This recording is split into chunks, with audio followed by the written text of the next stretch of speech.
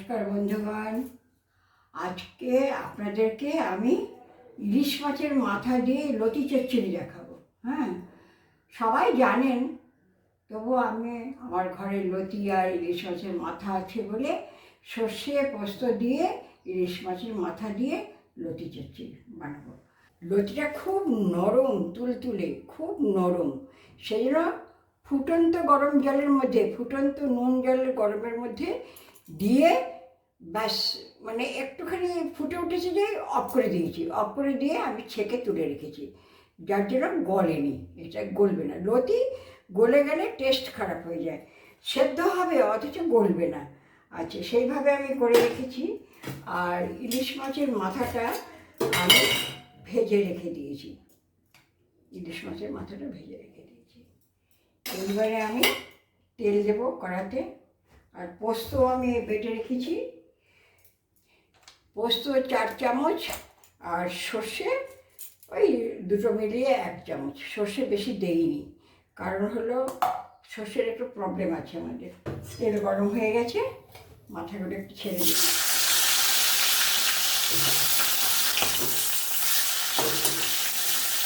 হয়ে গেল আমার মাথা ভাজা। মাথাটা ভাজাই ছিল, ফ্রিজে রেখে দিয়েছিলাম, তো সেই জন্য আমি একটুখানি ভেজে নিলাম। এবার এসে কড়াইটাকে সিম করে দিলাম। সিম করে দিয়ে, অনেকটা লতি তো, লতি অনেকটা আছে, সেই জন্য আমি আরেক পাটি তেল দেবো। আরেক পাটি তেল দিয়ে দিলাম। এই তেলটা গরম হলে আমি এই শুকনো লঙ্কা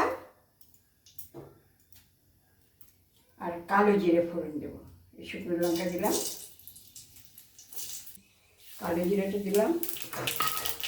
এইবার আমি লতিটা দিয়ে দেবো।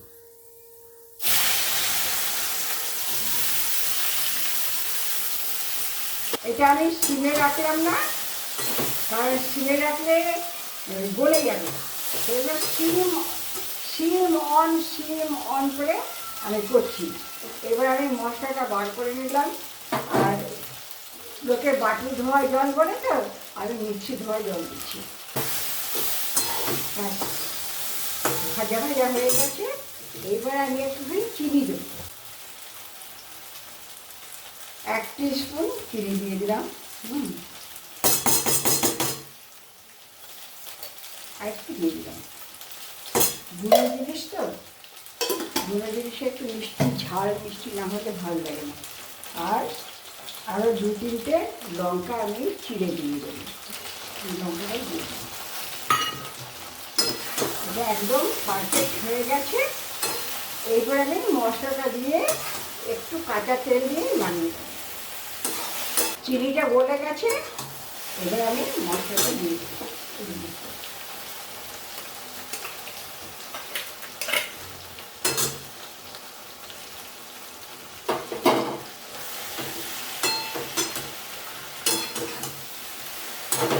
আর এই যে একটুখানি মিক্সি ধোয়া জল দিয়ে দিলাম।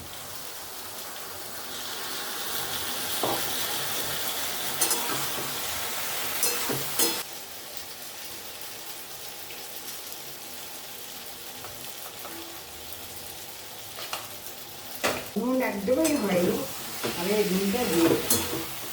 কারণ গরম জলে নুন দিয়েছিলাম তো, পরিমাণটা বুঝতে পারিনি, সেই জন্য আমরা আর খেয়াল নেই। তারপরে দিয়ে একটু কষিয়ে দেবো, হয়ে যাবে।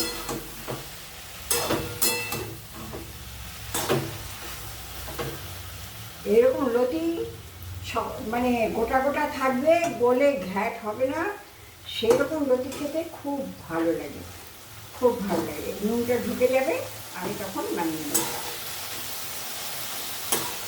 দেখো, নুন দেওয়ার পর তার চেহারাই চেঞ্জ হয়ে গেল। হ্যাঁ, সুন্দর হয়ে গেল, মজে গেল জিনিসটা। এইবারে এর মধ্যে সামান্য একটুখানি কাঁচা তেল দিয়ে একটু নেড়ে নামিয়ে দিতে হবে।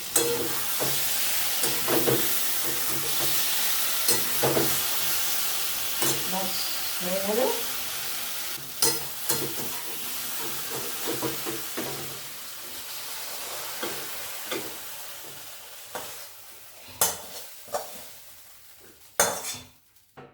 এই যে হয়ে গেল আমাদের কচুরলতি। সর্ষে পোস্ত দিয়ে ইলিশ মাছের মাথা দিয়ে কচুরলতি রান্না হয়ে গেল। এইবারে আমার হাজব্যান্ড খেয়ে বলবেন কেমন হয়েছে। এই যে আমার হাজব্যান্ডকে খেতে দিচ্ছি। আজকের মেন ডিশ হচ্ছে ইলিশ মাছের মাথা দিয়ে কচুরলতি। এই যে ওনাকে কচুরলতি দিলাম এখানটায়।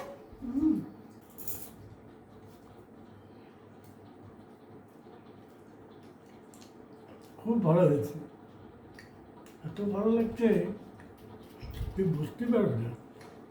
মাথাটা এখানে দিয়ে দিলাম। ঠিক আছে, খাও। বড় এর মাথাটা অদ্ভুত রাজ্য করছিল তো এইভাবেই খাই জানো, এত ভালো হয়েছে না কল্পনা করতে পারবে না। খুব ভালো হয়েছে। খুব ভালো হয়েছে, ভালো হয়েছে। মানে অনেক দিন পরে আমরা এরকম করতে খেলাম। আচ্ছা, ঠিক আছে, তার জন্য বসে বসে এই বাসনটার মধ্যে মাথাটা রাখো, বসে বসে খাও। আমার খাবারটা নিয়ে আসি, আমাকেও খেতে হবে। আচ্ছা, তাহলে আপনারা, উনি তো ভালো বললেন, আপনারাও বলবেন আমারটা কেমন লাগলো, কমেন্টসের মাধ্যমে জানাবেন। আর লাইক করবেন, শেয়ার করবেন আর সাবস্ক্রাইব করবেন।